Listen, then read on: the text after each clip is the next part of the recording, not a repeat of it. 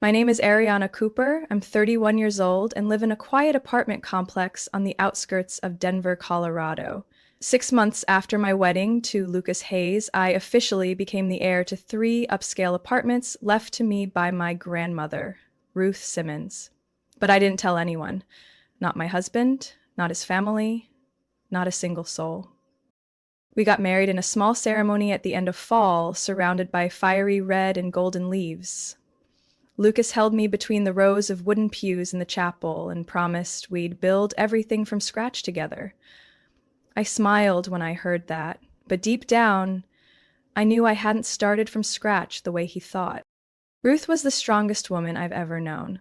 She grew up in a time when women weren't encouraged to be financially independent. But after her husband died early, she raised two children on her own and built an impressive real estate portfolio. I used to think she only owned the one apartment where she lived, small, tidy, with a balcony overlooking Sloan's Lake. But in truth, she had been quietly buying and accumulating property for over 30 years, as if she never wanted anyone to know. The day she passed, I couldn't get out of bed. That loss was a deep, slow ache inside me. She wasn't just my last remaining family, she was the one who taught me everything, from how to write a proper letter to how to read a balance sheet. 6 weeks after her funeral, her attorney, Mr. Kenneth Doyle, called me to his office.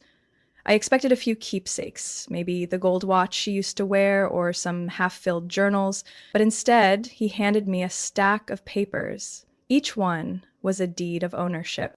3 apartments, a 2-bedroom penthouse downtown worth over $800,000, an upper-level unit near Washington Park valued at about $1 million, and the smallest one, where she had lived, I kept that one as my personal retreat.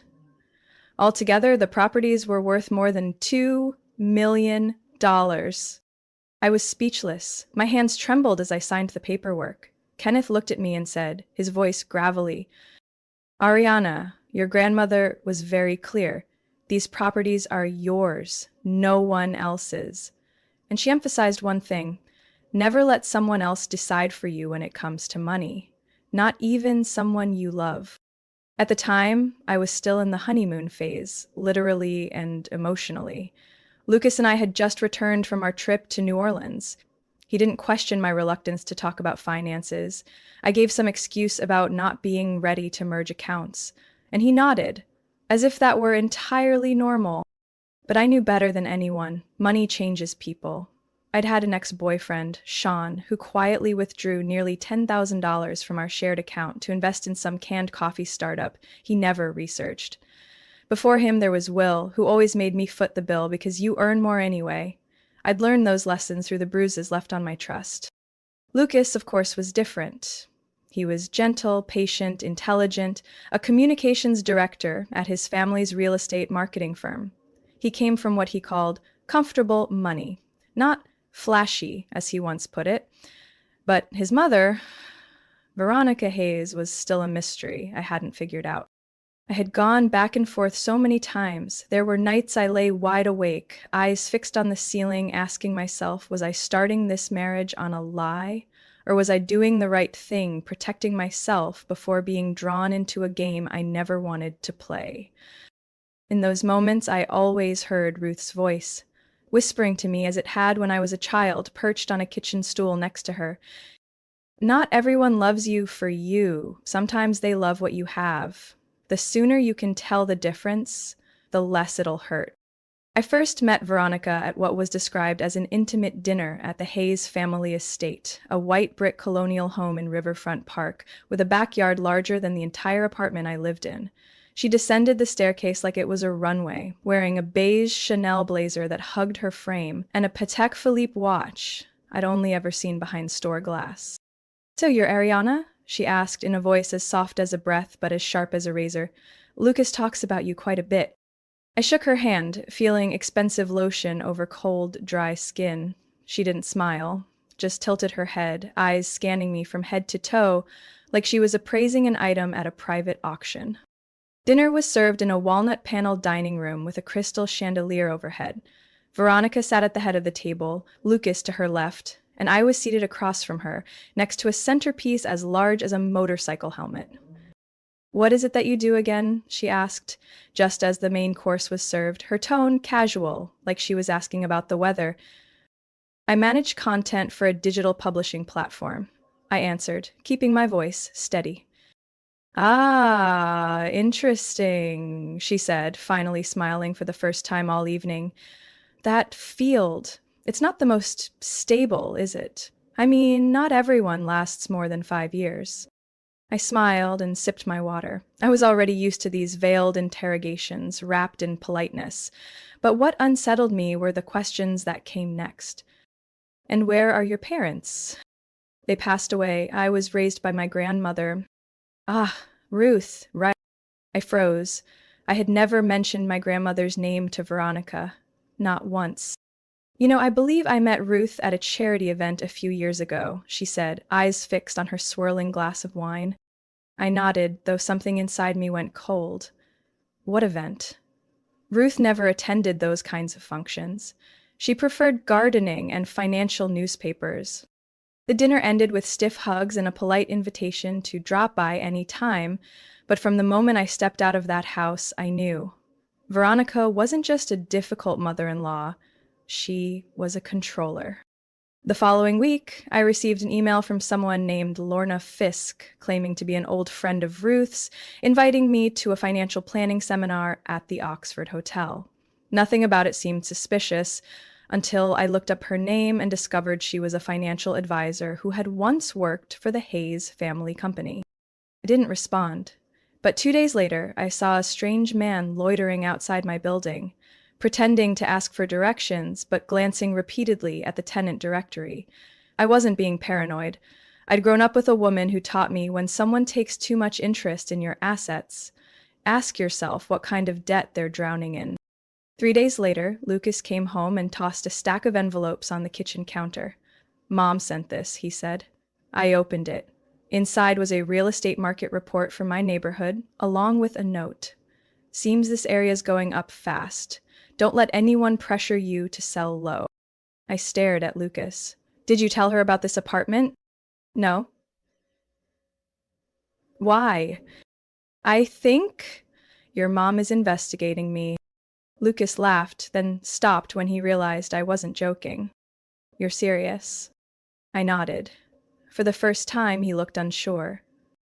The next morning, while making coffee, I received a call from an unfamiliar number. Is this Ariana Cooper? Yes? I'm an assistant to Mrs. Veronica Hayes' attorney. She'd like to arrange a private meeting to discuss long-term financial planning within the family. I tightened my grip on the phone.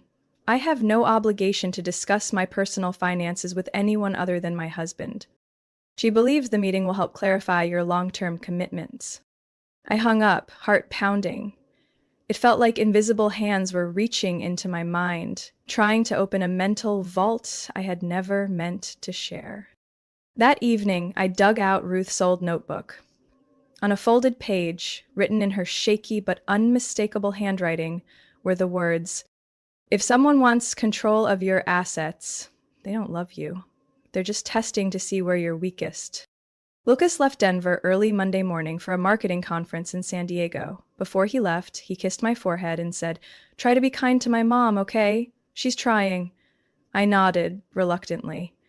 I didn't want more tension, but I couldn't shake the feeling I was being targeted. The first 3 days of his absence passed in blessed silence. I used the time to inspect the plumbing in the lakefront apartment that once belonged to Grandma Ruth, updated the rent ledger for the other 2 properties, and caught up on accounting paperwork. Everything was under control, until Thursday afternoon. When the doorbell rang, I thought it was food delivery. But when I looked through the peephole, I saw Veronica standing there, in an ivory overcoat with a luxury leather handbag tucked under her arm. Beside her was a gray-hailed man in a dark suit, holding a slim leather briefcase. His expression was polite, but blank. I opened the door, one hand still gripping the frame.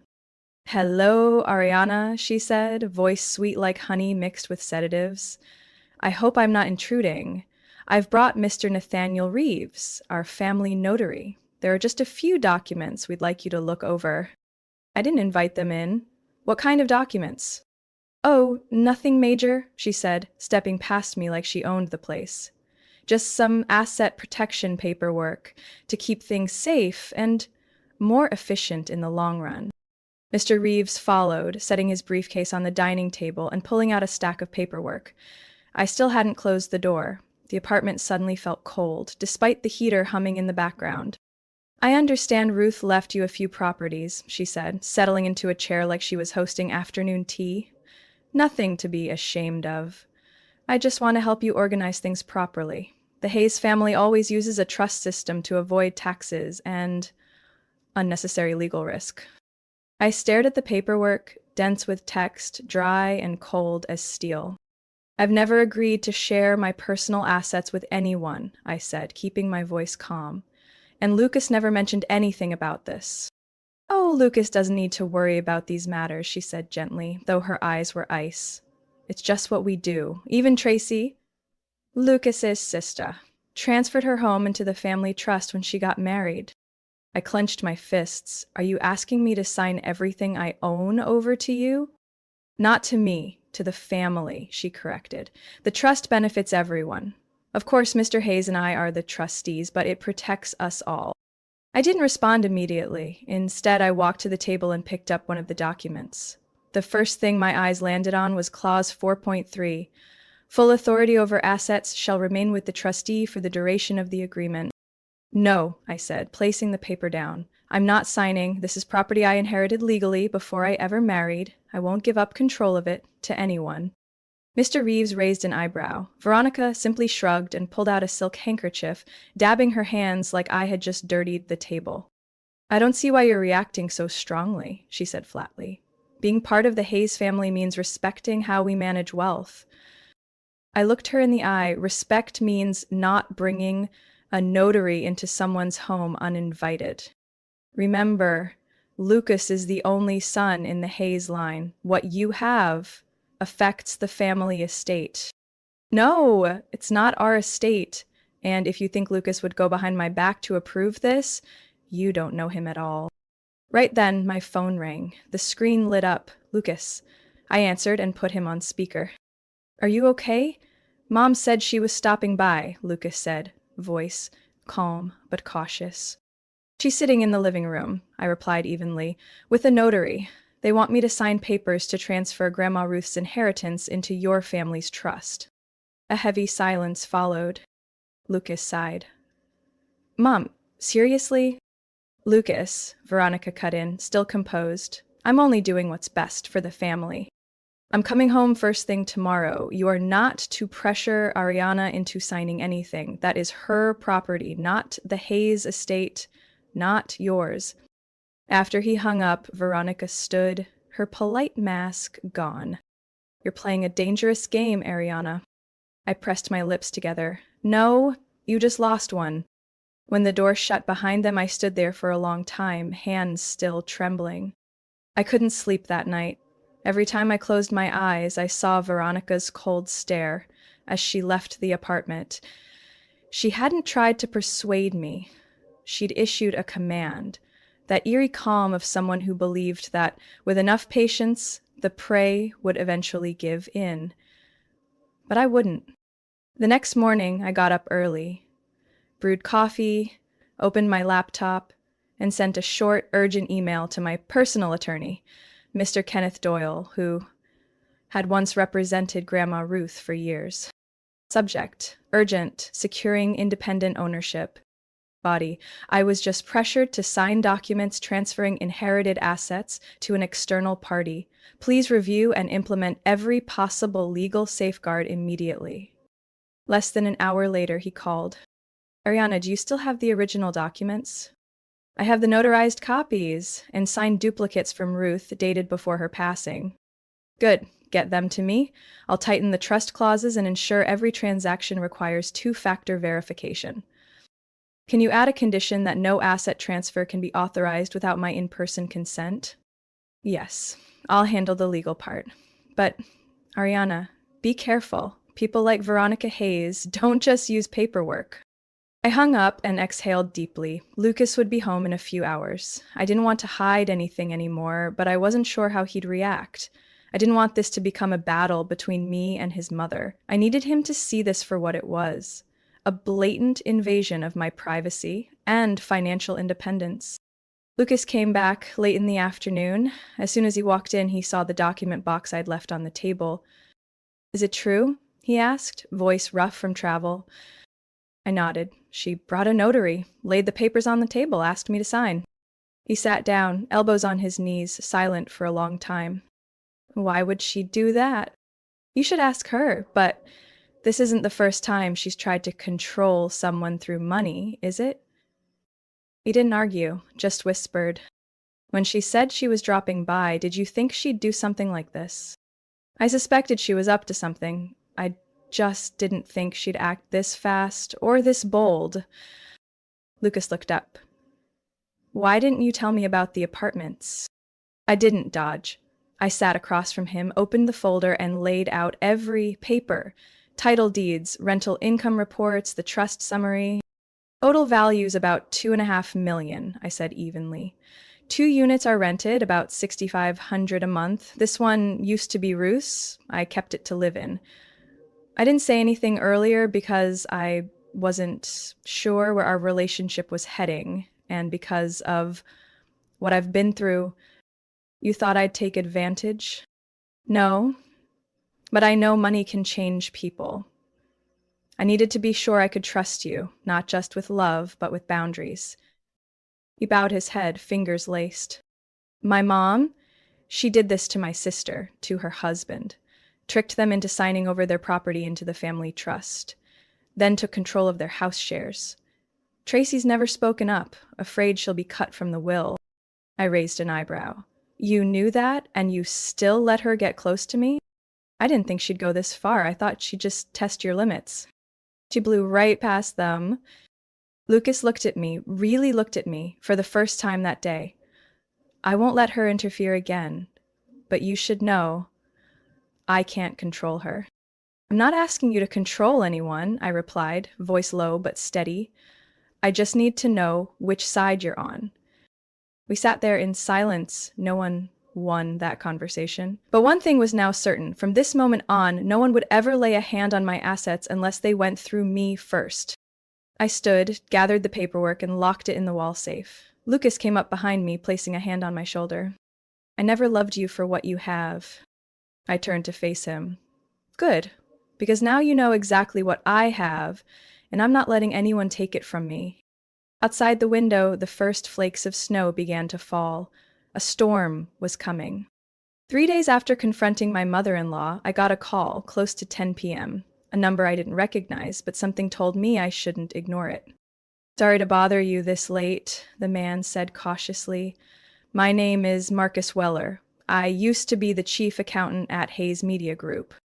I frowned. "I'm not sure why you're calling me.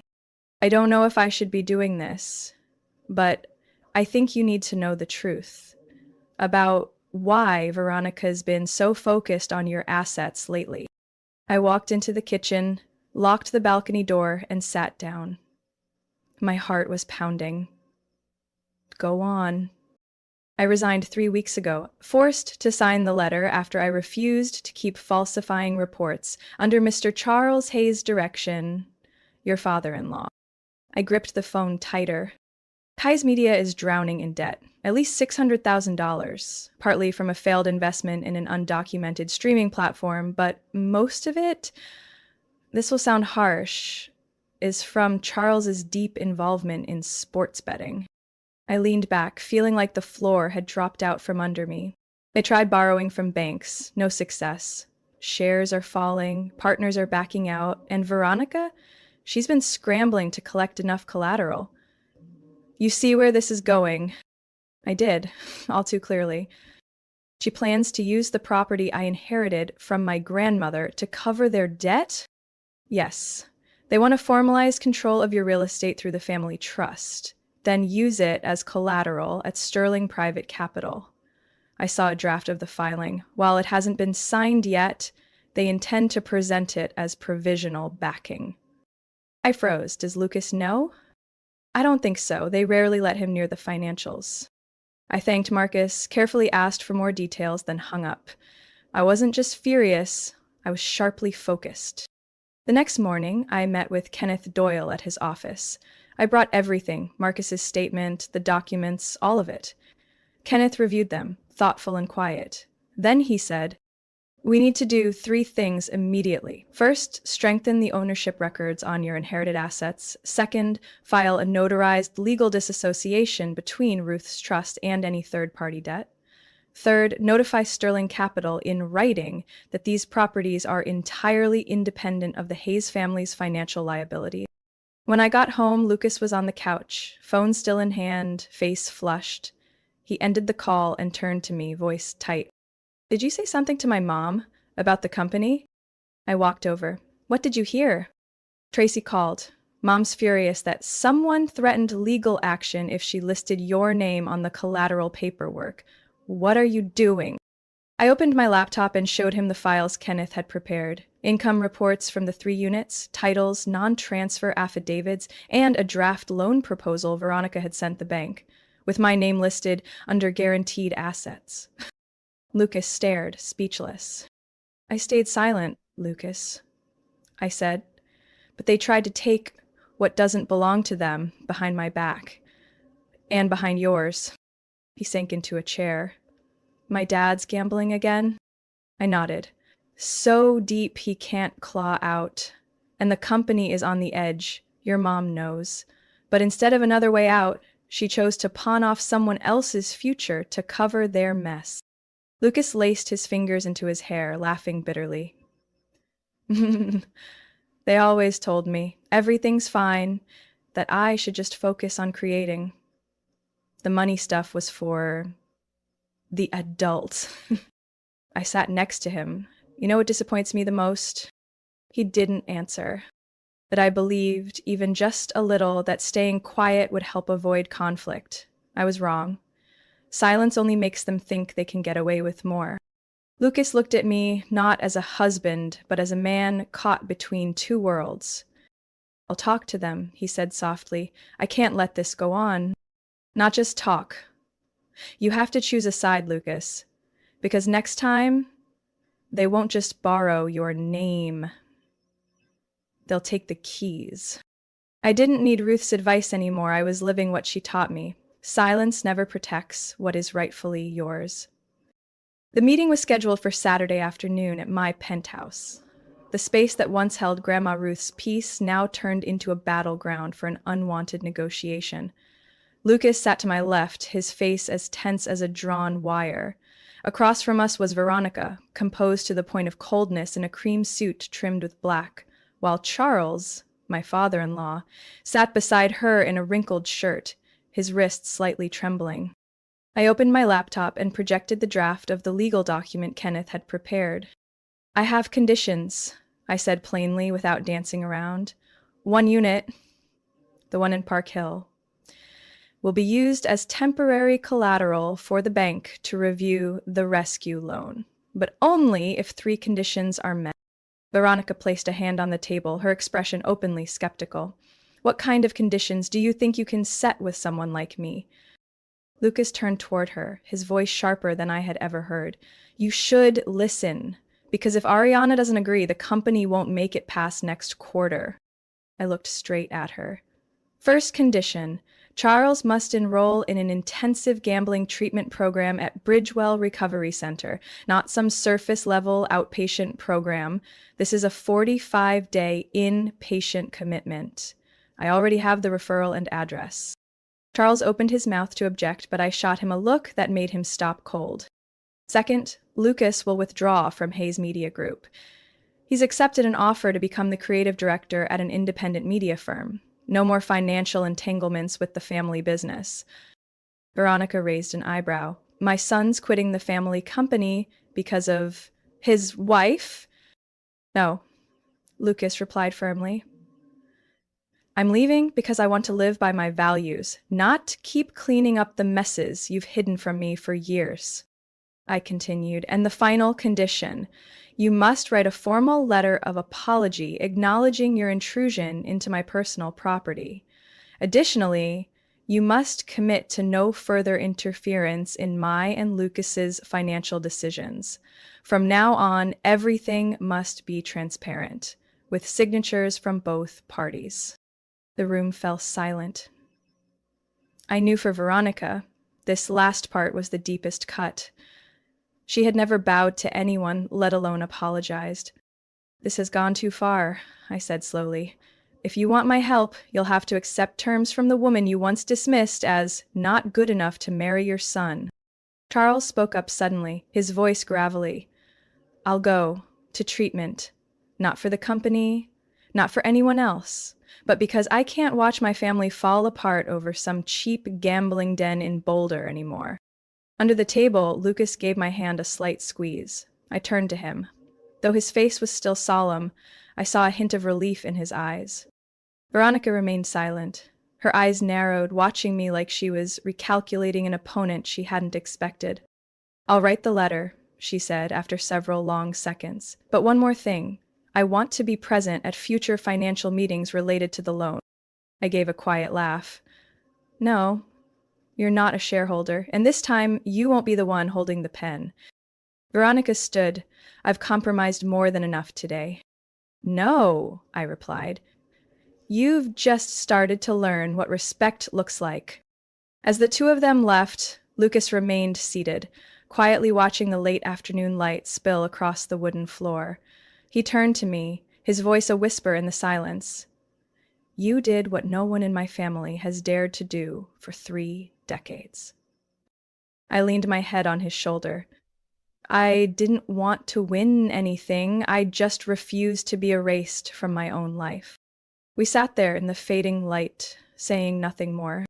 1 month after that fateful meeting, things began to shift, slowly but unmistakably. Mr. Charles Hayes was admitted for treatment at Bridgewell during the first week of November. There was no send-off, no farewell family dinner, only Veronica silently accompanying her husband into the facility, her face stone cold but her hand trembling as she signed the inpatient commitment papers. Lucas left Hayes Media Group as scheduled, leaving behind only a short email.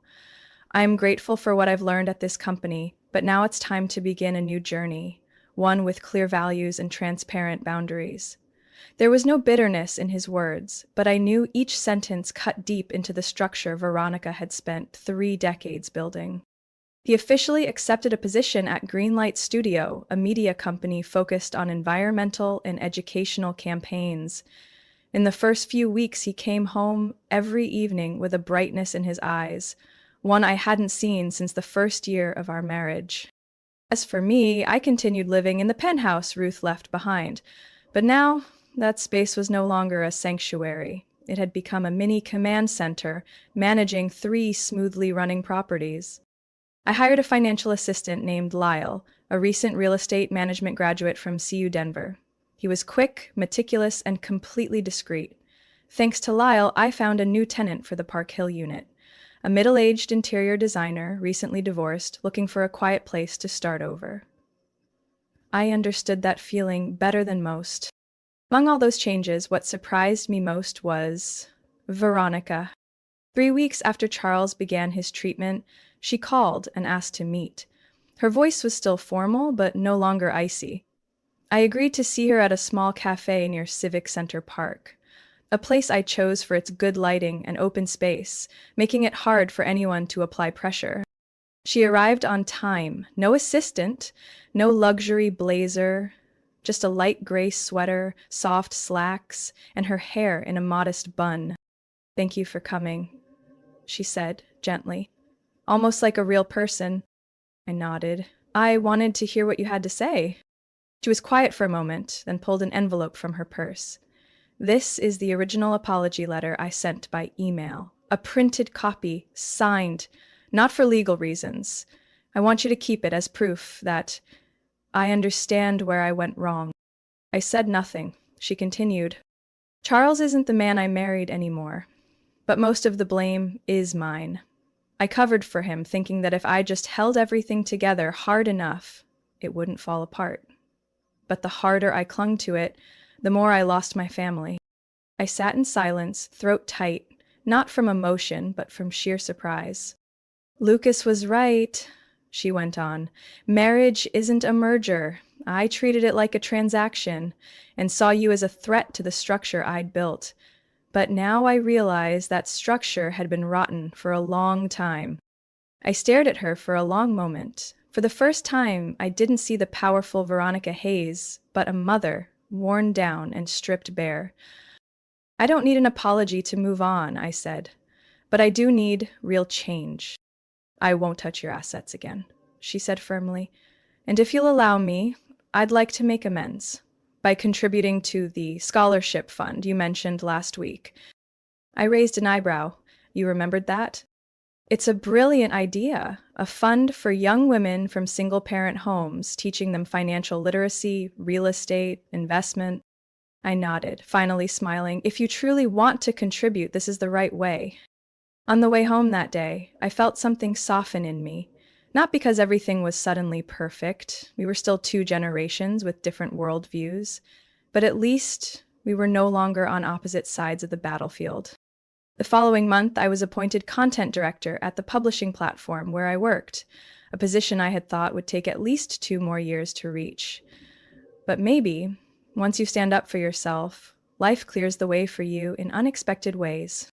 One March morning, as the snow melted across the streets near Cheeseman Park, I set the pregnancy test down on the sink and stared at the 2 bright red lines. My first feeling wasn't panic or worry, but a stillness deep in my chest, like my body was trying to process something more sacred than logic. I stepped out of the bathroom, still holding the result, and saw Lucas reading emails on his laptop. I didn't say a word, just held up the test. He looked, froze for a second, then jumped up, wrapped his arms around me, and whispered in my ear, "We're about to have a little family, Ariana." For the past 3 years, we had made it through what I once believed were the final limits of patience and endurance. But those exact moments had taught me something Ruth once wrote in her journal. Family isn't where you're born. It's what you choose to build with trust and healthy boundaries. A few weeks after I found out I was pregnant, Lucas and I began drafting plans to create a foundation in her name, the Ruth Simmons Foundation. We didn't want it to be just another scholarship fund. My goal was clear: to build a long-term program that helps girls and young women, especially those who grew up without a guiding figure, understand the value of financial independence. We started by moving a portion of the rental income from 2 apartments into an account reserved for the foundation. Then I reached out to a few friends working at community colleges across Colorado to find implementation partners. To my surprise, Veronica offered to make an initial investment with no request for management rights or a name on the plaque. "Consider it Grandma investing in the next generation of girls," she said quietly as I placed the grant contract on the table. "This time, I don't want control, I just want to witness." And I believed her, not because of empty promises, but because of action. She had started attending counseling sessions on power dynamics in marriage and independent boundaries. As for Charles, after 60 days of treatment, he officially declared he was done with all gambling activities and handed over company control to the independent board Lucas proposed. As for me, pregnancy didn't slow me down. If anything, it made me even more determined to build a legacy that wasn't just financial. I invited 3 young girls from our foundation's pilot program to visit Ruth's old apartment, where I still lived, and told them about the woman who did everything without asking anyone's permission. One of the girls, named June, shyly asked me, "Do you think I could learn to invest like Ruth?" She didn't have a college degree, but still made it. I smiled. You don't need a degree to start, just knowledge and determination, and you already have both. Lucas stood on the balcony, his hands resting on my belly, now clearly showing through my knitted dress. The sunset cast long shadows across the wooden floor where Ruth used to sit and read the paper, now where my child would soon take their first steps. We had made a plan. I would take a year off work after giving birth to focus on the foundation and our family. Lucas would continue developing projects at Greenlight, but dedicate 3 evenings a week to parenting and infant care classes. One night, as we lay quietly in the dark, Lucas whispered, I used to think my greatest assets were the family company or my industry connections, but now I know it's you and what you believe in. I didn't respond. I just took his hand and placed it on my belly, where a tiny heartbeat was steadily forming. Ruth once said, "Success isn't measured by wealth, but by how many people you help stand on their own 2 feet." And I, Ariana Cooper, am walking the path she left behind. Not just to protect what I've built, but to pass on its values to the next generation, starting with the child growing inside me and every young girl I can reach through the foundation named after the woman who changed my life with her quiet, unwavering strength. My story isn't just about protecting an inheritance. It's about reclaiming my voice and setting boundaries within a family built on pressure and control. From pain, I learned to stand up, set clear conditions, and rebuild everything on mutual respect. Today, I haven't just preserved what my grandmother left behind. I've turned it into a foundation that helps young women learn financial independence so no one has to stay silent the way I once did. What do you think about how Ariana protected her legacy and redefined boundaries with her family? Would you have done it differently? Share your thoughts below, and don't forget to follow the channel for more heartfelt stories about family and personal choices.